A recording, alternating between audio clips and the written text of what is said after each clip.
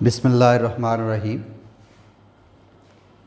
Dear students, next lesson is about the phyletic lineage.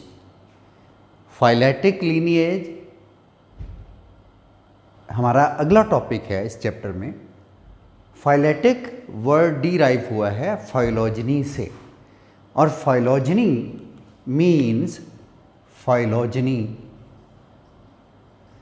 Means ancestral history, यानी कोई organism किस तरह से इवॉल्व हुआ, उसका ओरिजिन कैसे हुआ, कौन कौन से ऑर्गेनिज्म किसी आज मौजूदा दौर के ऑर्गेनिज्म के इंसेस्टर्स हैं, उन सब की जो बैकग्राउंड है that is named as phyletic lineage. So phyletic means evolution, lineage mean line यानी लिंकेज. सो एवोल्यूशनरी लिंकेज क्या है प्रेजेंट ऑर्गेनिजम्स का to the fossil record, that is actually the phyletic lineage. इसको आप इंसेस्ट्रल हिस्ट्री भी कह सकते हैं, एवोल्यूशनरी हिस्ट्री भी कह सकते हैं. किसी ऑर्गेनिज्म का एवोल्यूशनरी ट्री या एवोल्यूशन ट्री भी कह सकते हैं किसी ऑर्गेनिज्म का. Evolution, you know, it is a process which produce new species, जिसकी वजह से नई स्पीशीज़ पैदा होती हैं और ज़्यादा से ज़्यादा बायोडाइवर्सिटी, मुख्तलिफ़ किस्म के ऑर्गेनिज्म ज़मीन के ऊपर वकूफ़ पज़ीर होते हैं. अब ये नए ऑर्गेनिज्म कैसे पैदा हुए? क्या जब ये ज़मीन पे ज़िंदगी स्टार्ट हुई तब ही ज़िंदगी इतनी तरह की थी ज़मीन के ऊपर जितनी आज है, या फिर कुछ और हुआ? There are two theories about the origin of species. Species के ओरिजिन के हवाले से दो तरह के ख्यालात हैं साइंसदानों के, दो तरह के मफरूज़े हैं, थ्योरीज हैं. एक ये है there is special creation. Special creation mean कि आज जो ऑर्गेनिज्म हैं they were specifically produced, originated in the same form.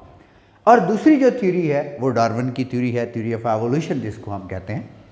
और इसके मुताबिक ये ऑर्गेनिज्म जो आज ज़मीन पे हमें नज़र आते हैं they were not as such when they were originated in the remote past. जब ये बहुत पहले ये ऑर्गेनिज्म ओरिजिनेट हुए थे तब ये ऐसे नहीं थे, बल्कि वक्त के साथ साथ with the passage of time they have evolved. उनके अंदर कुछ तब्दीलियाँ हुई हैं, उन्होंने नई नई स्पीशीज़ को जन्म दिया है. फाइलेटिक लीनिएज जो हमारी बुक में डेफिनेशन है, मैं चाहता हूँ उसको भी थोड़ा सा एक्सप्लेन किया जाए. It is an unbroken series of species. Unbroken series of species को मैंने यहाँ पे शो करने की कोशिश की है एग्जाम्पल के लिए, आपको समझाने के लिए. यहाँ पे आप देख सकते हैं it is unbroken series of species arrange from ancestral to ancestors to descendants, with each later species having evolved from the one that immediately preceded it. ये दरअसल एक अनब्रोकन सीरीज ऑफ और सीक्वेंस ऑफ स्पीशीज़ है. जैसे हम ये कह सकते हैं कि फिशेज़ ने इवॉल्व किया है एम्फीबियंस को. डिप्नॉय फिशेज़, शायद आपने कभी सुना हो कि वो फिशेज़ जो कभी कभार लैंड पे आना शुरू किया, जिन्होंने they started migrating from one pond to another pond. Dipnoi fishes से डिप्नॉय फिशेज़ और डिप्नॉय फिशेज़ से एम्फीबियंस इवॉल्व हुए. और फिर एम्फीबियंस के जो करैक्टरिस्टिक्स हैं आप सब जानते हैं. अगर आप टैडपोल को देखते हैं, it has characteristics of fishes and land animals as well.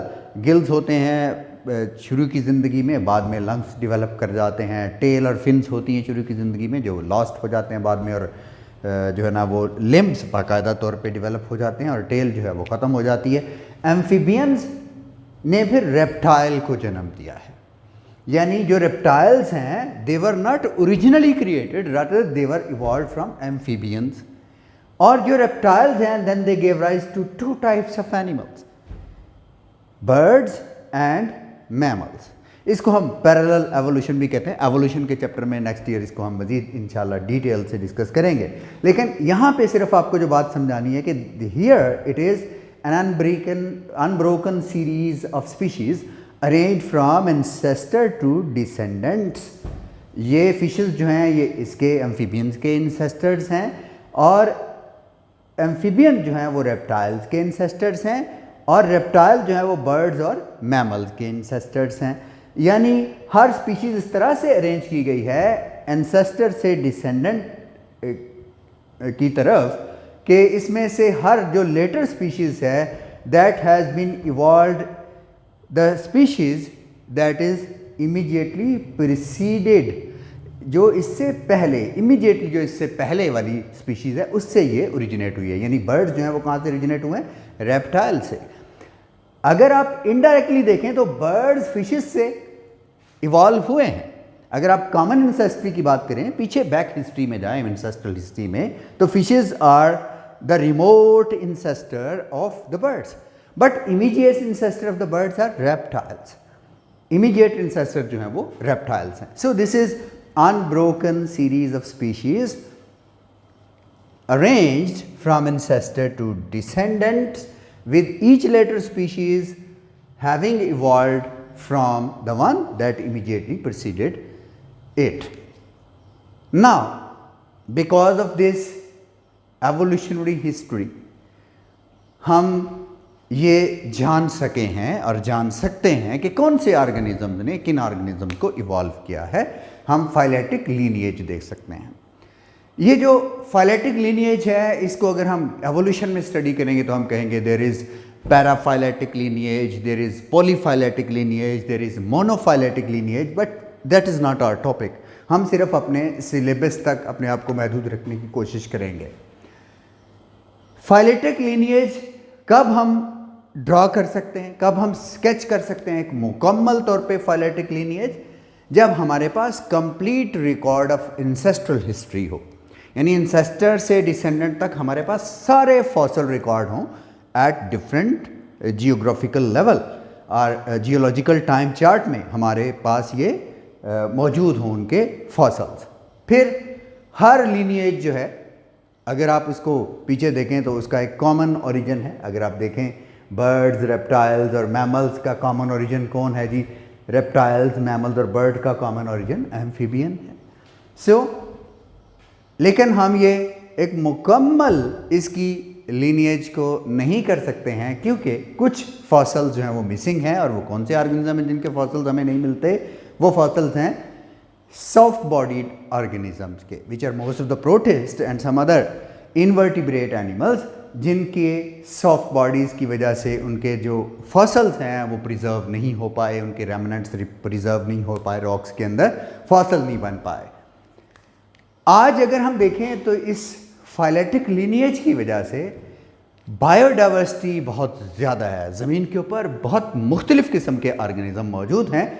Jin organism को इंसान स्टडी कर चुका है, जिनको हम बाकायदा तौर पे आइडेंटिफाई कर चुके हैं और स्टडी कर चुके हैं, उनकी तादाद 2.5 मिलियन है अकॉर्डिंग टू आवर सिलेबस। यानी 25 लाख स्पीशीज़ को हम जानते हैं, हम उनको स्टडी कर सकें। लेकिन बायोलॉजिस्ट का ख्याल है कि ये जो अभी तक हम स्टडी कर चुके हैं इनसे कहीं ज़्यादा बायोडाइवर्सिटी ज़मीन के ऊपर मौजूद है। 5 से 30 मिलियन स्पीशीज़ उनका ख्याल है कि मौजूद हैं।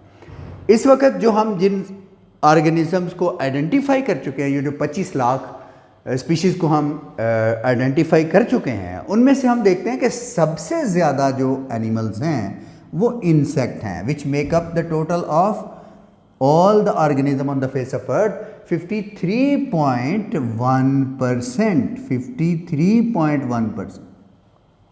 आधे से भी ज़्यादा सिर्फ इंसेक्ट्स हैं और बाकी के जो एनिमल्स हैं वो 19.9% हैं।